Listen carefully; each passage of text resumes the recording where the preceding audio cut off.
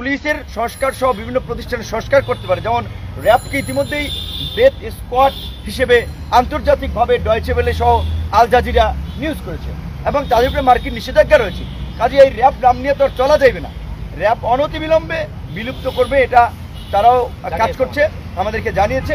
এবং আমরা বিশেষ করে একটা বিষয়ে দাবি জানিয়েছি যে গত 15 বছরে যারা এই যে পদ বঞ্চিত হয়েছে, অন্যায়ভাবে চাকরিচ্যুত হয়েছে, তাদেরকে প্রমোশন সহ সকল সুযোগ সুবিধা সহ চাকরিতে পুনর্বহাল, এবং যারা আওয়ামী লীগ সরকারের সুবিধাভোগী খয়ের খা চাটুকার ছিল তাদেরকে লাথি দিয়ে আপনার এই সচিবালয় সহ চাকরি থেকে চাকরিচ্যুত করা। কারণ ওরা দেশের শত্রু, ওরা জনগণের শত্রু। ওরা যদি প্রশাসনে থাকে তাহলে প্রশাসন আবার কলঙ্কিত হবে। একই সাথে সবাইকে যদি আপনি বাদ দিয়ে দেন, রাতারাতি কি নতুন সেট তৈরি করতে পারবেন না।